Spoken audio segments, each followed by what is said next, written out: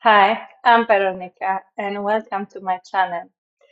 Today's episode I dedicate to anybody who does yoga regularly and quite understandably believes that he or she does really diverse kind of movement that moves the entire body, all muscle groups are being moved, and so on.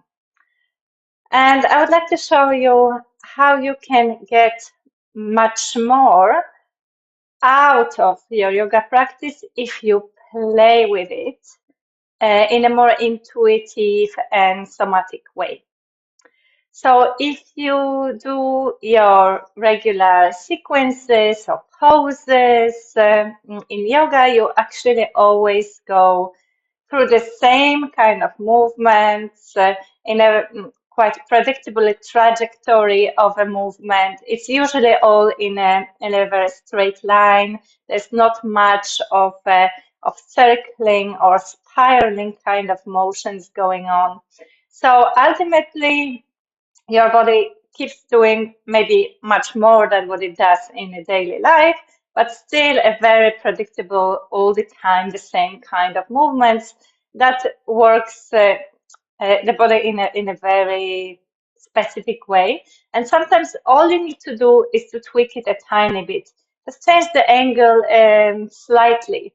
Add to it a bit of spiral, and you start engaging a lot of new places that before were kind of passive, not part of the movement at all.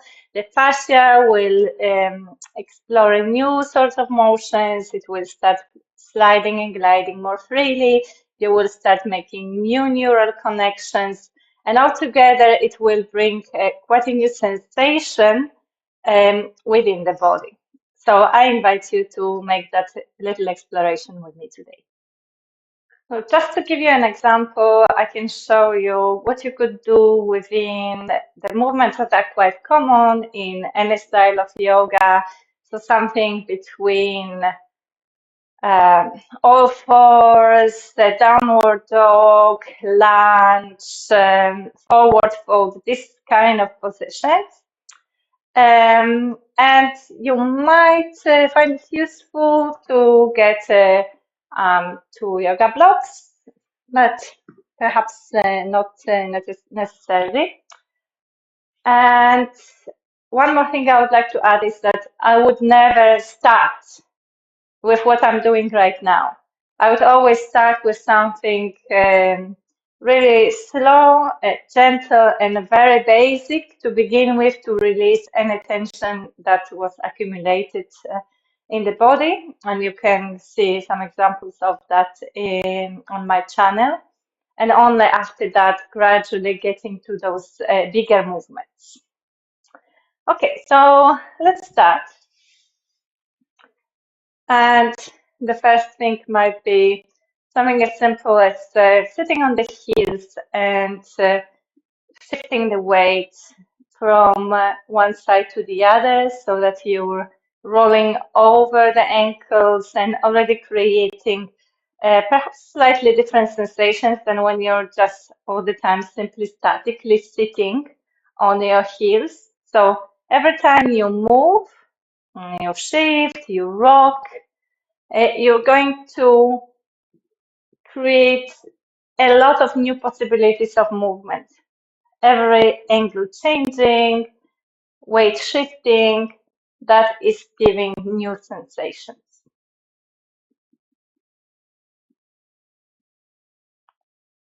And then you can have the hands in front of you. And you can think of how you're getting yourself to all fours from here. So basically, there are always two ways of getting into any movement. And one is to reach forward. So in this case, it would feel like something pulling you by the top of the head forward.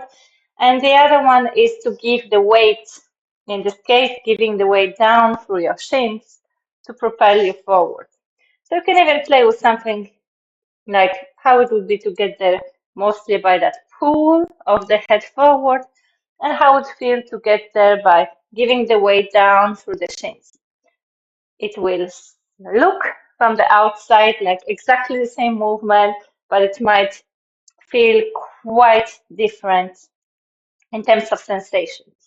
And then once you are in this place, it's not so much about the correct alignment, because everybody's built differently. It's more about finding the place where you can really settle, where you can keep the weight evenly distributed over all four limbs, and when you still have a connection between the extra two limbs, so the top of the head and the tail. That's how I treat them. And let's say that instead of doing something that you're used to, so going up and down in a cat-cow, you're checking that sliding and gliding movement of your shoulder blades up and down the spine. So it will feel like two things depending on where you want to focus your attention. It will feel like your shoulder blades sliding up and down the spine freely. It also will feel like as if your shoulder wanted to touch the hip and the hip wanted to touch the shoulder. So shortening one side of the body while the other one opens up in a sort of half, um, in like a moon crescent shape or a croissant shape. And then you can add new planes of movement. So maybe you're still sliding and gliding, but at the same time, you're moving forward and backwards. So you're basically playing with the movements that you don't usually do, and being really tuned to how the body responds to that. So it's the important thing here is that you listen, you're curious about what's going on. You can also tuck the toes under and shift the weight from right to left. So you're really rolling over the balls of the feet here. And then you have your hands in front of you. And the hands are resting without collapsing, so without sinking all the weight heavily through the wrists, but you're also not pushing aggressively. You're just resting the hands. And think of coming up to a downward dog, not as a push with the hands, as that's what usually happens in yoga. You push away with the hands. Here you keep the hands really relaxed, soft. There's a micro bend in the elbows. There's some space even in the armpits. And the coming up to downward dog comes from the pull. So imagine as if something was pulling you by your tail up and behind you. As if you were a monkey with a long tail and you're attaching that long tail somewhere far up and behind you. So that's what gets you there. And you're in a short dog. Here again, there's no right or wrong here. There's no right distance. There's no right positioning for your hands and feet. You're not trying to straighten the legs or anything like that. You might do some micro movements, such as wiggling your tail and allowing that movement to travel down the spine all the way to the neck. You might walk your hands, trying to rest them as lightly on the ground as possible, and maybe always experimenting with the angle of the fingers. You can also play with how you position your feet. There are so many dogs available here. You could have your toes in, and you're gonna feel it very differently than when you have your heels together and feet out. And there's an ocean of options in between. Where exactly are your feet, how wide they are, and what angle they are at. And each of these options is going to create a very different sensation along the legs. While if you do it all feet parallel, it's going to be always exactly the same sensation. And of course, you don't want to get stuck and immobile for too long. You want to keep it moving. So you might be doing something like reaching up reaching down and back with your hips towards the hips. And that creates this spiraling motion traveling through you. There's a transfer of weight. There's a spiral going through you. Lots of interesting things going on here.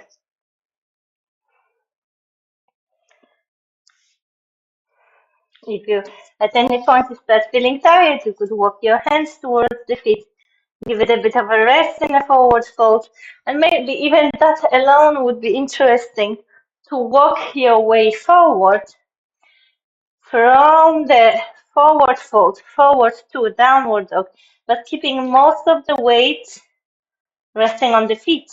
How would it be to stay in a very light down dog on your hands, keeping that weight staying on the feet as you walk your torso forward?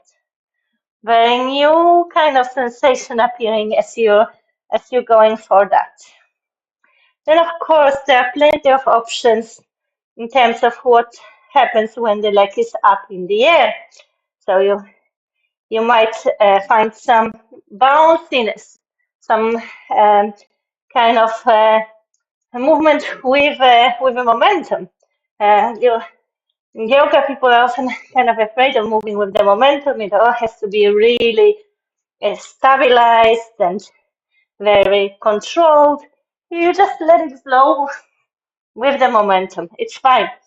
And once the leg is in the air, of course, you know, all these kind of circles you might be doing there that might be quite familiar. But how would it be to let that knee dip on the other side? Maybe even bend that knee.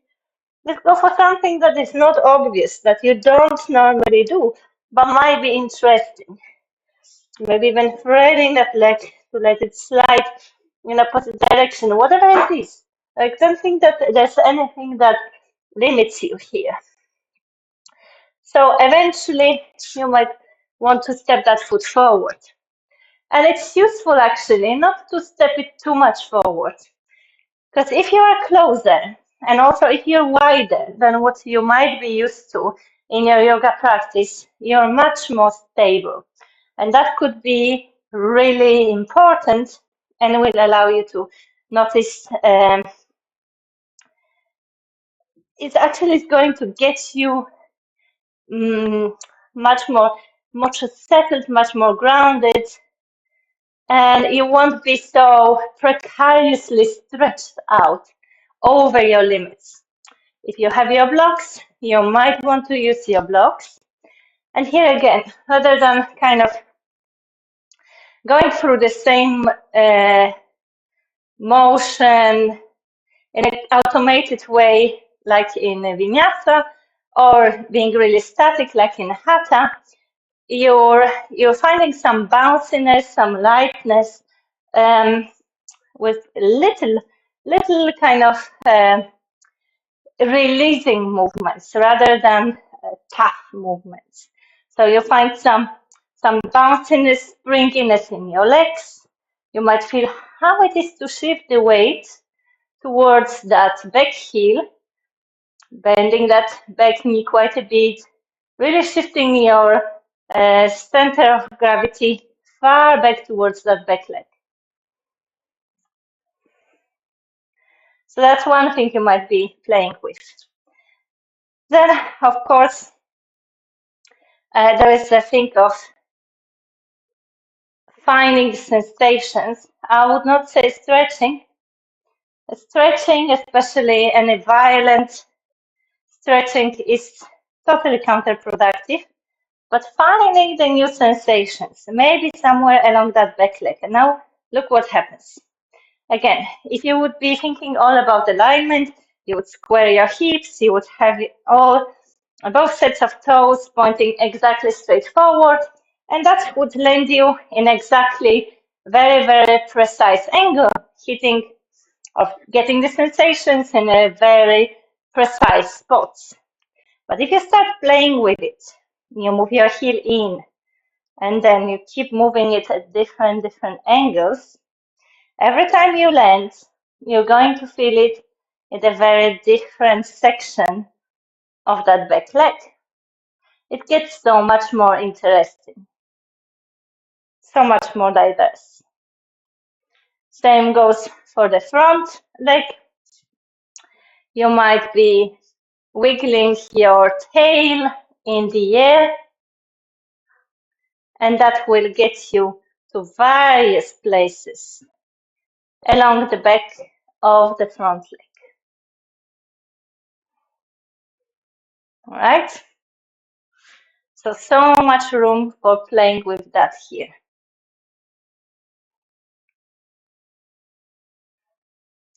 But then you can keep playing with spiraling motion and where it can take you. So if you go lower, so that you can land with fingers or fingertips on the ground, how about you start spiraling?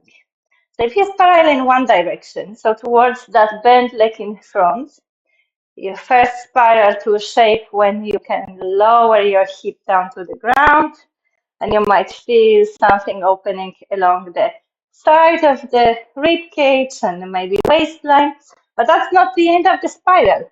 You keep spiraling. You're going for as far as the body allows you. So if you continue with that spiral, it will get you to this shape where again you might stay static or you might play with micro movements. That might be circles with the entire torso in the air. That might be more circles happening within your pelvis. It might be a little bit of a waving rock from right to left. And you feel it. Every time you shift the weight from one side to the other, the sensations keep changing. It's not the same position. Even if you move a tiny bit, so one or 2 centimeters here or there. Now, let's check where it would take you, because here this is the end, like this like kind of stops us from getting farther. But let's see where it would take us in opposite direction. So we keep spiraling. We spiral somewhere here, and you don't have to worry, oh, my knee is so in such a wrong position, or where is my foot, or it's not how it's supposed to be. No, it is where it is for now, and maybe it's again some new sensations. But you keep going, and of course, depending on where you are. If you come a little bit higher, and you keep rotating, it will get you somewhere to this position. I will be turning my back to you for a moment. But you see here, again, you can stay static, but how much more interesting is to explore all these angles.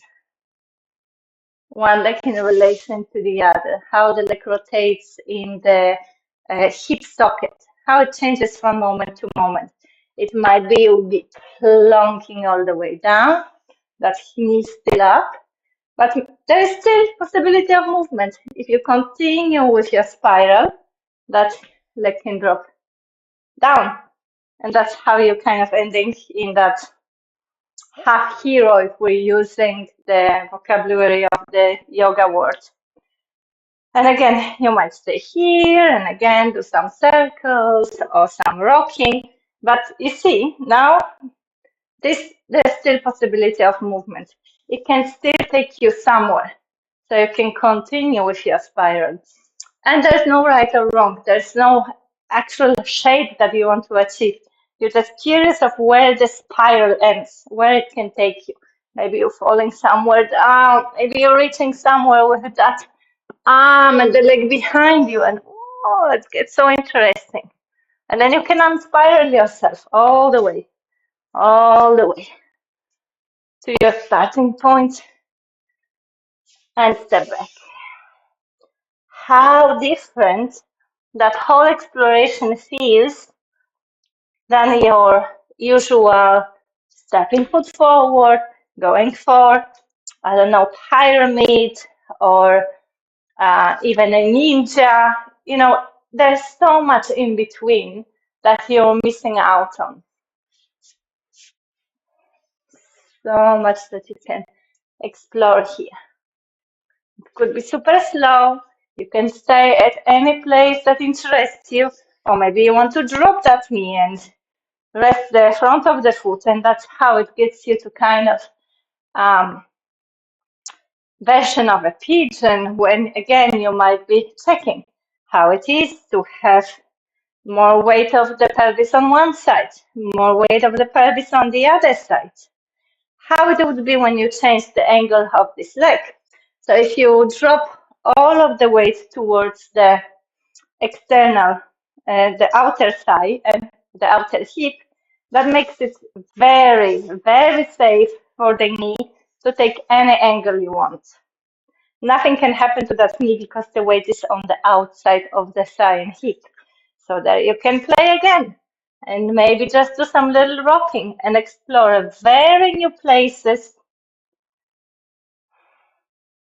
without worrying of squaring anything or deepening anything.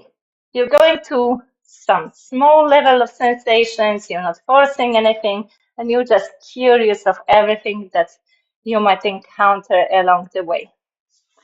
And it's no need for doing this exactly the same thing on the right side and on the left side. The body might be calling you to do something different now. Maybe you end up from that pigeon, again, you spiral your way and you're in that open forward fold. Again, you might have a circling motions here. You might be waving your body. You might be exploring the rotation of the straight leg around its own axis. You might be going of that to that another kind of movement with the momentum when you give the weight down through your shin or reaching with your pelvis forward and along that spiral, either of which will get you to that open shape. So plenty of options, and at any point you can always return to where you started and getting back to your down dog or forward fold. It's good to have moments of stillness so that your body can actually, your nervous system and your brain can really understand what was going on. It's all new. It's all new information. And it takes time to digest it, to process it, to create and strengthen those new neural connections. So it's good to give it a pause, to just let the body settle somewhere, to give it time to process.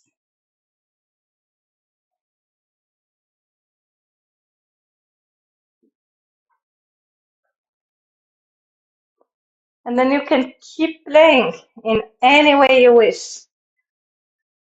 So if it's the toes tucked under, it might get you into a squat. And who said that squat should be with the spine long and reaching with the chest forward? It's actually not anatomically obvious. You know, what the body would like to do here is to let that tail drop and let the back round. And then you're nicely opening the entire back line of your fascia. And then, of course, you have a whole ocean of possibility of a movement within your feet. Every time you change the angle, it's new sensations for the ankles, for the pelvis. It travels through all of you. You can play with balance. There are unlimited options.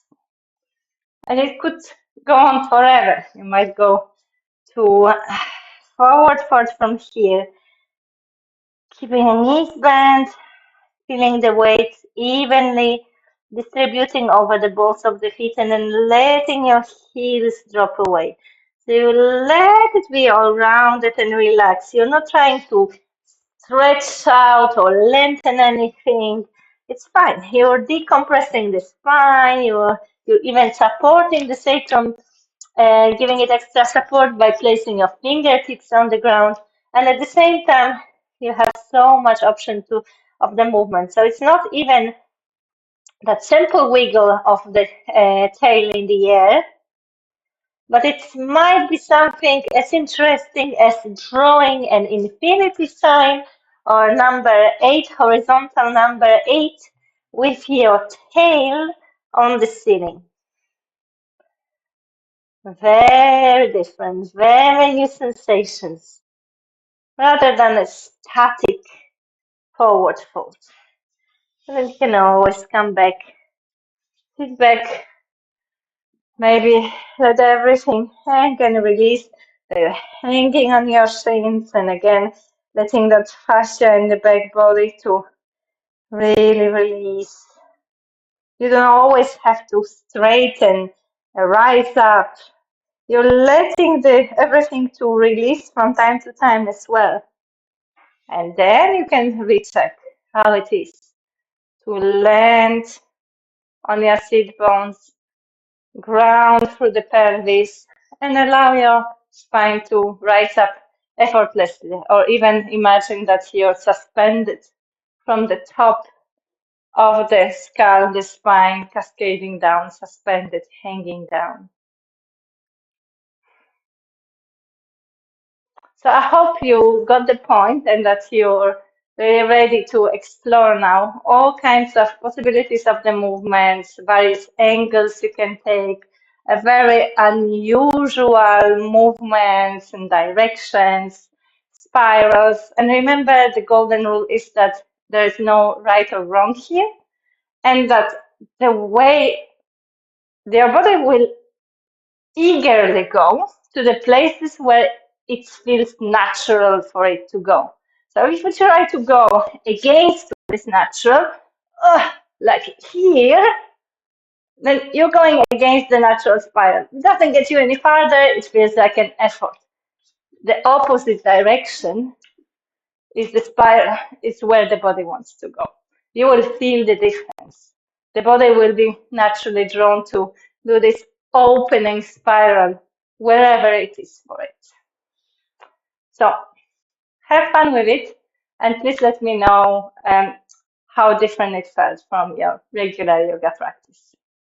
So I hope that it was quite illuminating, enjoyable, fun. It brought you lots of new sensations, new kind of aha moments, and that now you will be much more brave to play around within what you know, because really your fascia enjoys the diverse diet of movement, and the most unexpected movements are actually the ones that are the most beneficial for you, and that are the ones that will make you anti-fragile and much less prone to injury. I look forward to see you in the next episode.